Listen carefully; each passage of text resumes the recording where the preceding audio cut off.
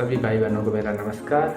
मेरा नाम है रमेश चंद और जैसा कि आप मुझे जानते हैं, मैं फुली रॉ फूड की प्रैक्टिस कर रहा हूँ करीबन 15 महीने से, और बीच बीच में आपसे अपने एक्सपीरियंस शेयर करता रहता हूँ जिससे कि आपको भी कुछ इससे मदद मिले मेरे अनुभव से। नेक्स्ट बात जो आती है वो ये आती है, अगर आप बिना खुजा बिना छिलके वाले पदार्थों को ले रहे हैं तो ये बहुत गलत है। आप जब भी अगर रोटी खा रहे हैं, चाहे वन टाइम ही रोटी खा रहे हों, तो वो आपके छिलके युक्त होना चाहिए। आटा जब भी आपको पिसवाना है तो वो बहुत ही मोटा होना चाहिए, ठीक है। गोल दाने के रूप में जो आप चक्की वालों को बोलेंगे तो वो आपको वो आटा पीस के देगा, तो वही आटा आपको खाना है। जब मैं रोटी खाता था तो हमेशा ध्यान रखता था कि हमेशा रोटी मोटे आटे की ही खाता था, इससे उसका डाइजेशन प्रॉपर होता है, क्योंकि उसमें पूर्ण रूप से चोकर होता है। वो चोकर हमारे पेट के डाइजेशन, न्यूट्रिशन और पेट को साफ करने के काम आता है। अगर आप बिना चोकर के रोटी खाएंगे तो आपको कब्ज करेगी ही करेगी, डाइजेशन प्रॉपर उसका होगा ही नहीं। तो इस चीज़ का आप ध्यान रखें। चावल भी अगर आप खाते हैं तो वही चावल आप खाएं जिनके ऊपर हल्का हल्का बारीक छिलका होता है, हल्का हल्का लाल या पीले कलर का, ठीक है ना, हल्का हल्का, तो वही आपको खाना चाहिए। पर मैं आपको रिकमेंड यही कहूँगा, चावल और रोटी से हो सके तो पूर्ण रूप से दूरी बनाते जाएं, क्योंकि अनाज हमारे शरीर के लिए सूटेबल नहीं है। प्रकृति ने जो हमारे लिए भोजन दिया है वो अनाज नहीं दिया है। अनाज मनुष्य का भोजन है ही नहीं, लेकिन क्योंकि हम इस वातावरण में रहते हैं और पूर्ण रूप से रॉ फूड का फॉलो नहीं कर पाते हैं, तो मैं अलाउ करता हूँ किसी किसी को कि एक टाइम वो इस चीज़ को ले सकते हैं। लेकिन जब भी आप इन चीज़ों को ले रहे हैं तो इस चीज़ का आपको ध्यान रखना है, वो चोकर युक्त होना चाहिए। और अगर आप रोटी खाते हैं तो हमेशा ध्यान रखें, रोटी का भी विज्ञान है खाने का। रोटी के विज्ञान के नाम से मैंने एक वीडियो बनाई है, डिस्क्रिप्शन में आपको उसका लिंक मिल जाएगा। आप उसे देखकर सीख लें कि रोटी कब कैसे बनानी है, कैसे खानी है। नेक्स्ट जो बात आती है वो ये आती है कि कभी भी हमें जब भोजन करते हैं, कभी भी दुख की अवस्था में, घबराहट की अवस्था में या जल्दबाजी की अवस्था में भोजन नहीं करना है। अगर आप मेंटली डिस्टर्ब हैं तो लीवर भी डिस्टर्ब अवश्य रहेगा। तो सबसे पहले आप अपनी मेंटल अवस्था को ठीक कीजिए, स्नान कर लीजिए, कोई अच्छी किताब पढ़िए, कोई अच्छा म्यूजिक सुनिए, और जब आपका मन शांत हो जाए, खुश हो जाए, मतलब संतुष्ट हो जाए, उस समय आप भोजन के लिए बैठिए। क्योंकि क्रोध की अवस्था में कहा जाता है, या डिप्रेशन की अवस्था में, या चिड़चिड़ेपन की अवस्था में कहा जाता है कि अगर कोई माँ अपने बच्चे को भी अगर दूध पिला देती है तो वो भी विष का काम करता है। ऐसे बच्चों की मृत्यु तक हो सकती है। इतना प्रभाव है हमारे मन की स्थिति का। तो इस चीज़ का ध्यान रखना है, जब भी आप भोजन करें तो उस समय आपकी स्थिति अच्छी होनी चाहिए। जब भी आप गलत स्थिति में हैं तो उस समय भोजन आप स्किप कर दीजिए, उसको थोड़ा डीले कर दीजिए। जब आपका मन की स्थिति आपकी ठीक हो जाए या आप उसको ठीक कर लें, तब ही भोजन करना चाहिए। नेक्स्ट जो कारण है वो है नींद की कमी और रात को लेट सोना। ये सबसे बड़ा कारण है आज के समाज का, कि उनको पेट डिस्टर्ब रहता है, कब्ज रहते हैं, गैस बनती है, इंडाइजेशन रहता है, कब्ज होती है, और वो बीमार रहते हैं। खांसी जुकाम बुखार उनको लगा रहता है, कभी भी उनको फुर्ती महसूस नहीं होती है। सबसे बड़ा कारण है लेट सोना, नींद की कमी। लोग करते क्या हैं आजकल, फेसबुक, व्हाट्सएप और वैरायटी मीडियाज प्लेटफॉर्म पे लगे रहते हैं रात भर। कोई 12 बजे सो रहा है, कोई 2 बजे सो रहा है, कोई 3 बजे सो रहा है। लेकिन हमारे शरीर को पूर्ण रूप से आराम तभी मिलता है जब ये माइंड की बत्ती ऑफ हो जाती है, जब मन के संकल्प शांत हो जाते हैं, जब आंखें पूर्ण रूप से अंदर की और बाहर की आंखें पूर्ण रूप से बंद हो जाती हैं, तब ही हमें पूर्ण रूप से रिलैक्स मिलता है। हमारी बॉडी तब ही पूर्ण रूप से आनंद में जाती है, विश्राम में जाती है। अगर आपका माइंड चालू है, अगर वो कुछ देख रहा है, कुछ पढ़ रहा है, कुछ सुन रहा है, म्यूजिक सुन रहा है, वीडियोस देख रहा है, टीवी देख रहा है, किसी से बातें कर रहा है, तो ये मन की बैटरी आपकी चालू है। अगर ये मन की बैटरी अगर आपकी चालू रहेगी तो एनर्जी आपकी रेगुलर लॉस हो रही है, घट रही है। एनर्जी बॉडी की, पूर्ण रूप की बॉडी की एनर्जी यहीं से जाती है पूरे शरीर में। जब ये बैटरी आपके स्विच ऑफ होगा तब जाके बैटरी चार्ज होना शुरू होगी। जैसे आपने देखा होगा मोबाइल की बैटरी अगर हम चार्ज कर रहे हैं, अगर हम फ़ोन पे बातें करते रहें चार्जिंग के समय या हम वीडियोस देखते रहें, तो हम देखेंगे कि उसकी बैटरी है जो इतनी तेज़ी से चार्ज नहीं हो पा रही है जितनी की होनी चाहिए थी। लेकिन अगर हम बिल्कुल उसको रख देते हैं साइड में तो वो जल्दी चार्ज हो जाती है। तो ऐसे ही ये हमारा शरीर रूपी मोबाइल है जिसकी बैटरी हमको पूर्ण रूप से चार्ज करने का समय सिर्फ रात को ही मिलता है। अगर हम पूर्ण रूप से 7-8 घंटे इसको पूर्ण रूप से बिल्कुल शांत अवस्था में छोड़ दें तो ये पूर्ण रूप से चार्ज हो जाएगा। इसके लीवर ऑर्गन्स हैं, हमारी आंतों के ऑर्गन्स हैं, हार्ट है, फेफड़े हैं, किडनी है, सभी ऑर्गन्स को रिकवरी करने का समय केवल नींद की अवस्था में ही मिलता है। अगर आपकी नींद कम है तो आपको कोई भी दुनिया की औषधि, कोई भी रॉ फूड, कोई भी दुनिया की ट्रीटमेंट आपको ठीक और स्वस्थ नहीं कर सकता है। इस चीज़ का आप ध्यान रख लें। आज से ही आप प्रण ले लें, जब मैं जल्दी सोऊंगा और जब मेरी नींद खुलेगी तब ही उठूंगा। पूर्ण रूप से नींद कब खुलेगी आपकी? जब खुलेगी तभी। ऐसा नहीं कि आपकी टाइम हो गया पूरा, आप अलार्म लग के जल्दी उठ रहे हैं तो वो आपकी नींद पूरी नहीं हुई। जब मन की आंखें, बुद्धि की आंखें और दिमाग की बत्ती अपने आप चालू हो जाए कि अब मेरी नींद खुलनी चाहिए, अब मेरी नींद पूरी हो चुकी है, तो ही नींद पूरी कहा जा सकता है। नहीं तो अलार्म से उठना मतलब कि नींद पूरी नहीं हुई है, ज़बरदस्ती उठ रहे हैं। तो ऐसी स्थिति में आप क्या सोचते हैं कि लीवर, इंटेस्टाइन और ये सारा ऑर्गन्स प्रॉपर काम करेंगे? नहीं, क्योंकि इनकी बैटरी चार्ज नहीं हुई है। बैटरी चार्ज करने के लिए पूर्ण नींद की आवश्यकता है ही है। दुनिया का कोई भी डॉक्टर आपको ठीक नहीं कर सकता है। मैं कितना ही रॉ फूड पे आपको लेक्चर दूं, कितना ही मोटिवेशन दूं, कितना ही कुछ करूं, मैं कुछ भी आपका मदद नहीं कर पाऊंगा अगर आप नींद को ठीक नहीं करेंगे। तो अगर आज से ही आप 7-8 घंटे सोना चालू कर दें तो आप कल से ही देखेंगे कि आपका एनर्जी का लेवल है बहुत अप हो चुका है और आपका डाइजेशन प्रॉपर वर्क कर रहा है। कोई गैस नहीं बन रही है, कोई आपको कब्ज नहीं हो रही है, सब कुछ आपका फिट चल रहा है। तो इस चीज़ का आपको बिल्कुल ध्यान रखना ही है। तो नेक्स्ट जो बात आती है उस चीज़ का आपको और अटेंशन देना है। ये बहुत बड़ी कमी है, ये सभी की कमी है। वो है कमर झुककर बैठना, कमर को झुकाकर बैठना। कमर इतनी झुका देते हैं लोग, इतने आदती और आलसी हो गए हैं कमर झुकाकर रहने के। जब भी बैठेंगे कमर झुकाकर बैठेंगे। कमर झुकाने से होता क्या है? लीवर हमारा सिकुड़ जाता है, आंतें सिकुड़ जाती हैं, तो प्रॉपर जो हमारा डाइजेशन का डायफ्राम है वो वर्क नहीं करता है। तो स्क्वीजिंग और सिकुड़ना हो जाता है पेट में। ये प्रॉपर हमारा जो सिस्टम है वर्क नहीं कर पाता है खाने को पचाने का। तो आप देखेंगे अगर आप आज से ही आदत डाल लें कमर को सीधी रखकर बैठने का, तो आप देखेंगे आपका डाइजेशन पूर्ण रूप से काम कर रहा है और खाना पूर्ण रूप से पास होता जा रहा है। अगर गैस आपको होगी तो वो पूर्ण रूप से पास हो जाएगी नीचे से या ऊपर से। और जब आप कमर झुकाकर अगर रहेंगे तो थोड़ी सी भी गैस, वो ज़्यादा गैस बनाएगा खाना, क्योंकि वो ठीक से अपने आप को पास नहीं कर पा रहा है, मूवमेंट उसकी ठीक से नहीं हो पा रही है। इस चीज़ का बहुत ज़रूरी ध्यान रखना है। मेरे को किसी आयुर्वेदाचार्य ने बहुत ही पहले बताया था कि जब भी आप कमर को सीधी रखेंगे तो आपको गैस नहीं बनेगी। और मैंने कुछ दिन इसकी प्रैक्टिस की और तब से ये प्रैक्टिस मेरी चली आ रही है कि मैं कमर झुकाकर ना के बराबर बैठता हूँ। Practice makes a man perfect. मैं ये नहीं कहता कि आप एकदम से एक दिन में ही हमेशा 100% परफेक्ट हो जाएंगे, आपकी कमर नहीं झुकेगी। नहीं। अगर आप प्रैक्टिस करेंगे और आदत डाल लेंगे तो आप देखेंगे इससे आपको आलस्य कम आएगा, आपका माइंड प्रॉपर काम करेगा, डाइजेशन प्रॉपर ठीक रहेगा, पेट आपका ठीक रहेगा, पेट ठीक से साफ होगा।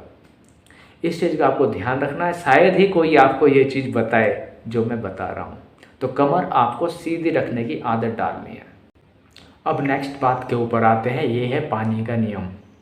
कई लोगों को ये कन्फ्यूजन रहता है कि कितना पानी पिएं, कब पानी पिएं, कैसे पानी पिएं।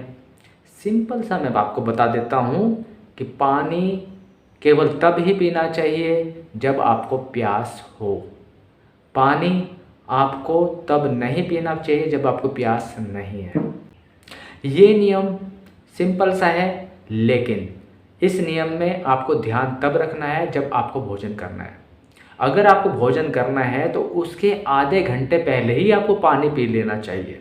अगर आप भोजन करने जा रहे हैं, अब आपके डाइजेस्टिव जूस तैयार हैं छूटने के लिए, भोजन को रेडी है पचाने के लिए, उस समय आप अगर 5 मिनट 10 मिनट पहले 1 गिलास 2 गिलास पानी पी लेते हैं और उसके बाद फिर आप जा रहे हैं भोजन करने, अगर आपने 1 गिलास पानी भी पी लिया तो लीवर में पानी ही चला गया है। अब जो डाइजेस्टिव जूस छूटने थे वो उसमें कमी हो जाएगी। इस चीज़ का ध्यान रखो, जब भी आपका भोजन करना है तो आपको आधे घंटा पहले ही पानी पी लेना चाहिए। अगर आपको उसी समय भोजन करना है तो उसमें आप रुक जाइए भोजन करने से, आप लेट कर दीजिए भोजन, क्योंकि अभी आपने पानी पिया है। दूसरी बात, जब भी आप भोजन करेंगे तो उसको बहुत चबा के खाना है, और बीच बीच में अगर वो सूखा भोजन है ना, टू मच सूखा भोजन है, तो ही बीच में 1-2 घूंट पानी आप पी सकते हैं चबाने की दृष्टि से, और वो पानी होकर आपके अंदर जाना चाहिए। पहली बात तो ऐसा भोजन कभी करना ही नहीं चाहिए जिसके खाते समय हमको पानी की ज़रूरत पड़े।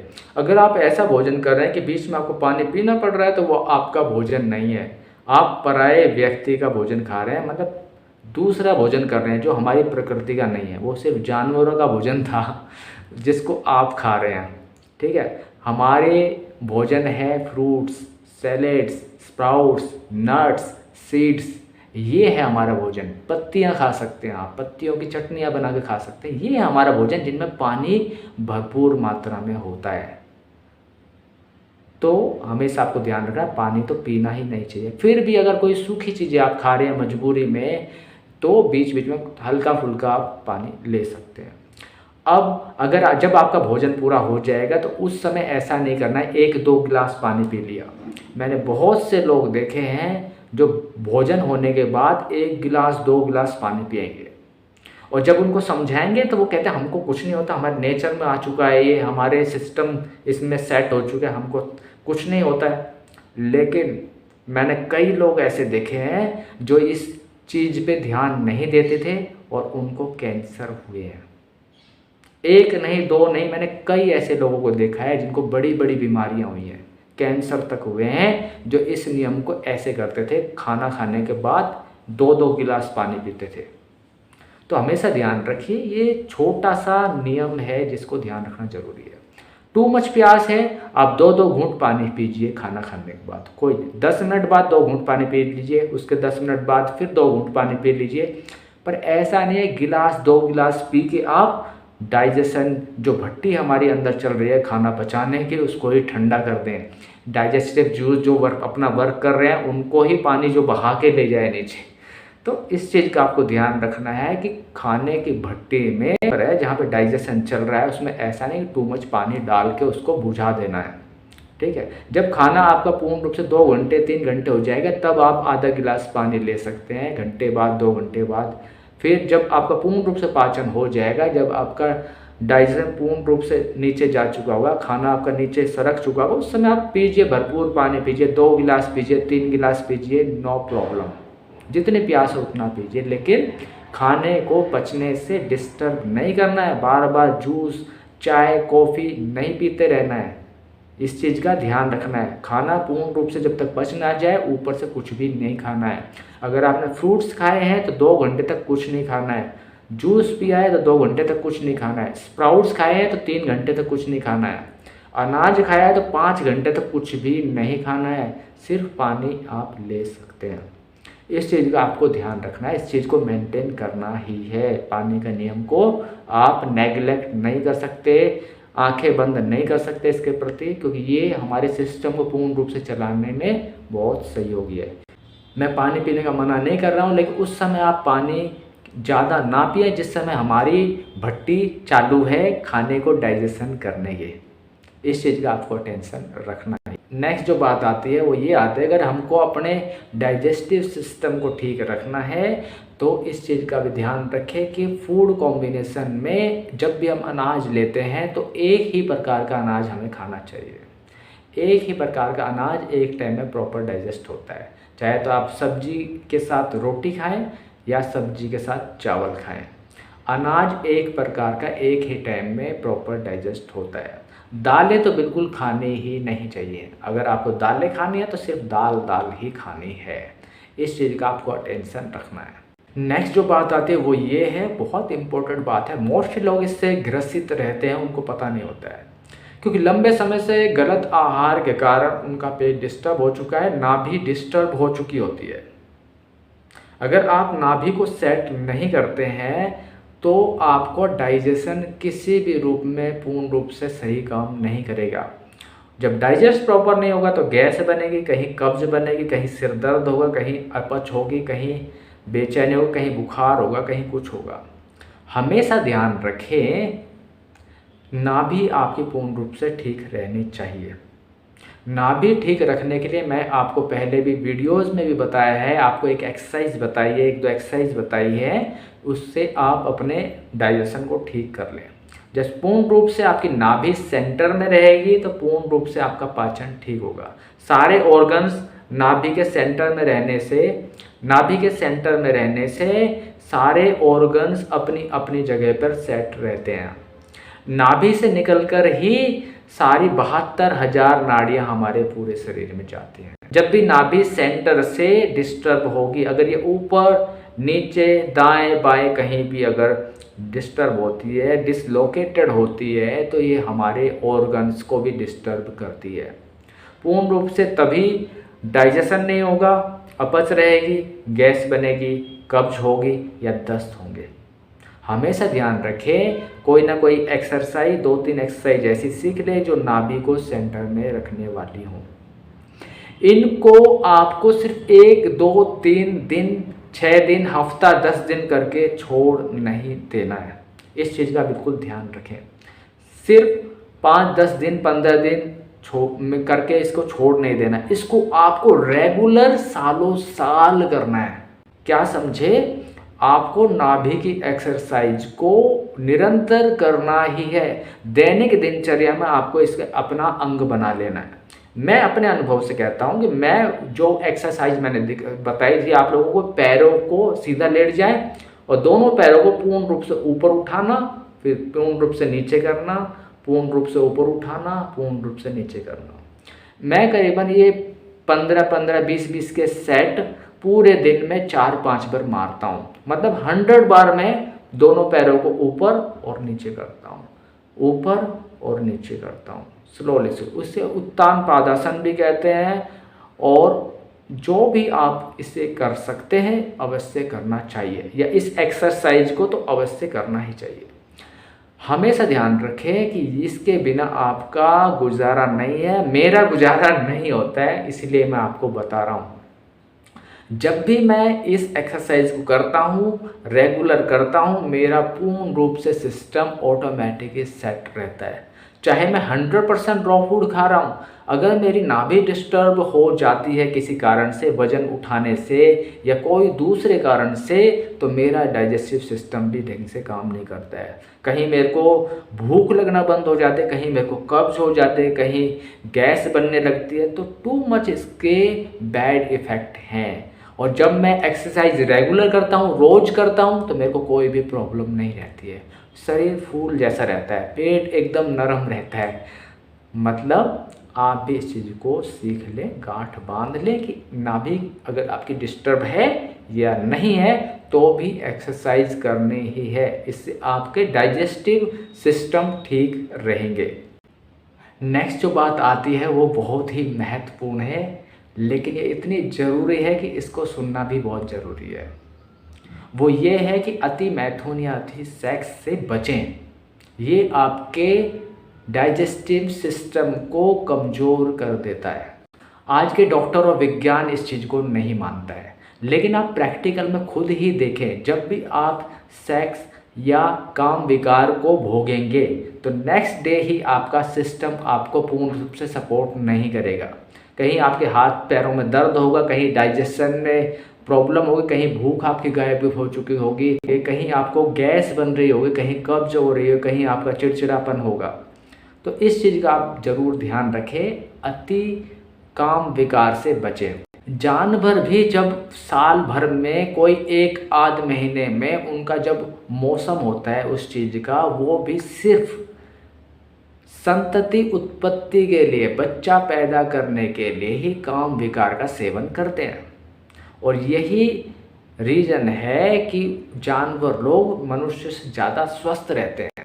लेकिन मनुष्य इस बात को नहीं समझता है, लेकिन वो दिन रात उस कार्य को जो कि संतान उत्पत्ति के लिए करना था, उसको एक अल्पकाल की खुशी और आनंद के लिए दिन रात इसके लिए न्यौछावर कर देता है। उसकी बुद्धि मारी जाती है, उसकी बुद्धि मारी गई है, और वो थोड़े से अल्पकाल के रस और आनंद के लिए अपने शरीर का नाश कर देता है। तो ये मेरा भी अनुभव है, और रॉ फूड की जर्नी में जो स्टूडेंट मेरे साथ इस जर्नी में चल रहे हैं उनका भी बहुत सारे अनुभव है कि जब से उन्होंने रॉ फूड की मात्रा को अपने जीवन में बहुत ज़्यादा बढ़ाया है, तब से उनका काम विकार पूर्ण रूप से शांत हो गया है। जब वो इच्छा करेंगे टू मच इस चीज़ में इन्वॉल्व होने की, तब ही इस चीज़ में इन्वॉल्व होंगे, नहीं तो नहीं। स्विच उनके हाथ में दे दिया गया है, जब वो खुद चाहेंगे तब ही ये काम विकार उन पर हावी होगा। और वो बहुत लंबे लंबे समय तक, कोई महीना, 2 महीना, 3 महीना तक भी ब्रह्मचर्य का अच्छे से पालन करते हैं। पर आपका साथी अगर नहीं मानता या डिमांड करता, ये प्रॉब्लम आपकी है। आप उनको खुश कीजिए और खुद परेशान रहिए, या तो उनको खुद भी आप इस रास्ते पर, इस जर्नी पर लेके आइए, रॉ फूड की जर्नी पे। खुद भी रॉ फूड खाइए, उनको भी खिलाइए, और अच्छे स्पिरिचुअल नॉवेल्स पढ़िए, अच्छी वीडियोस देखिए, अच्छी ऑडियोज सुनिए। और ये हेल्थ एक नाव है, इस भव सागर को हमें इस शरीर के द्वारा ही पार करना है।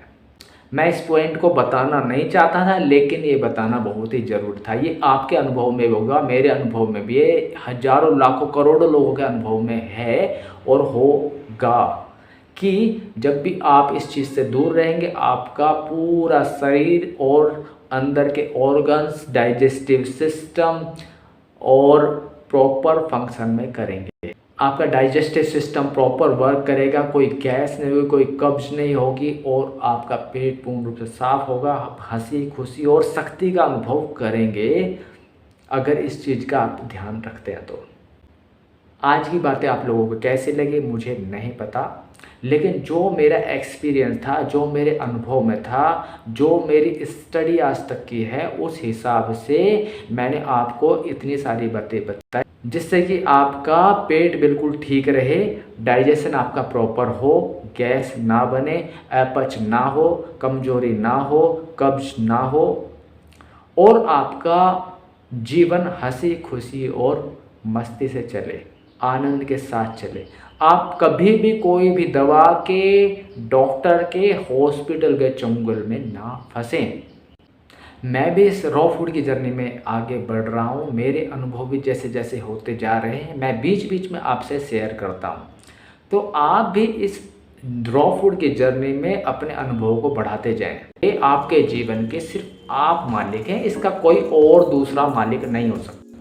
आपके जीवन की नैया के आप खुद खेवैया हैं। इस पतवार आपके हाथ में है, इसको आप किस दिशा में ले जाना चाहते हैं ये आपके ऊपर डिपेंड करता है। दूसरा तो सिर्फ आपको रास्ता दिखा सकता है, आपको मोटिवेशन दे सकता है, आपको ये बता सकता है यहाँ ये प्राप्ति है, यहाँ ये प्राप्ति है, यहाँ दुख है, यहाँ सुख है। चूज आपको करना है कि आपको किस रास्ते पे जाना है। आशा है आज की वीडियो आप लोगों को पसंद आई होगी।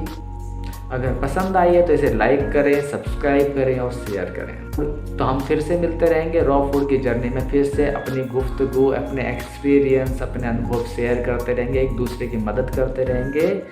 तब तक के लिए नमस्कार।